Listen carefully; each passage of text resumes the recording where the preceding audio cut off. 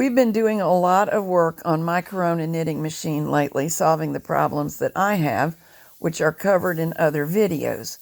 A friend of mine is having a problem with hers that we don't have, but we got a good look inside and have an idea what could cause it, and other people are likely to be experiencing it too. So this video is about why it would be difficult to get the needles into hold position. You are looking at photos of the machine taken out of its case, which is covered in another video. This is just a slideshow right now to get your mind oriented. Then I'll explain what you're looking at in detail in a moment. Here you are looking at the entire needle bed out of the case, and the back of the machine is towards us. You would be sitting here to knit. Here is the latch hook end of the needle, and here are the opposite ends of the needle, and these needles are presently in non-working position. In order to get into this position, they had to slide over this tray.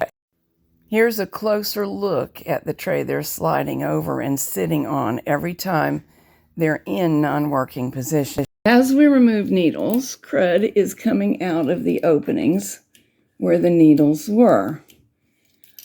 Presumably this is decayed bits and pieces of the old movement dampening material.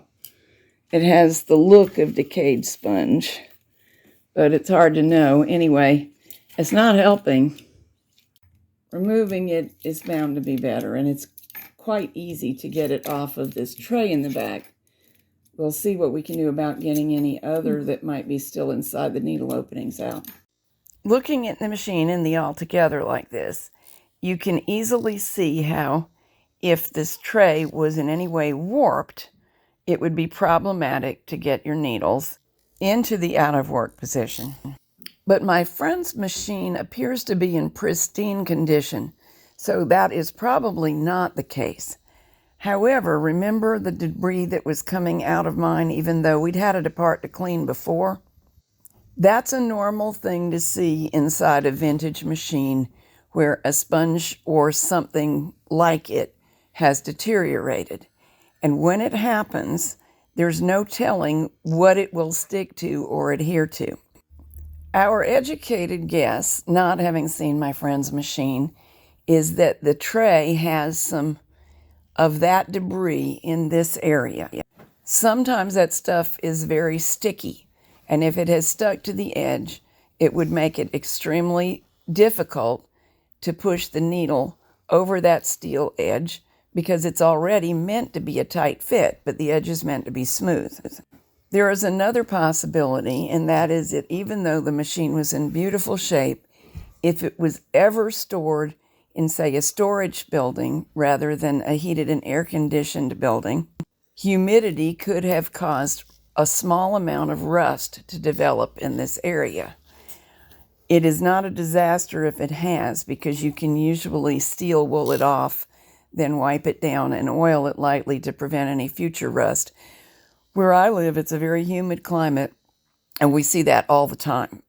So we'd suggest that somebody whose Corona has this problem carefully clean the tray, and especially the lip at the very top of the tray that the needles have to slide across. Here are the other pictures again to show you some interesting points.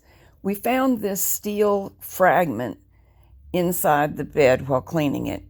We did not use any tool that could produce that, so we must conclude that it was there all along. Who knows the machine's history? You can run into things like that, and they do impede movement. This is just a nice close look at the area the rear part of the needle sits on that should be squeaky clean. This is a look inside the end of the machine. We had it off and we were experimenting with different substitutes for the movement dampeners that are long gone. We did succeed with I-cord, but this is not the right size I-cord, so don't emulate that. This is just here to tell you there's a whole other video on the subject where we'll go into detail.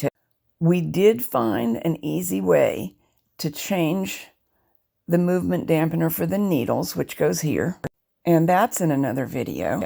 This is the welt cord interior that I've mentioned is what I used for the movement dampener for the sinkers, but this picture might confuse you a little. I've got that end coming around the corner and just tucked out of the way.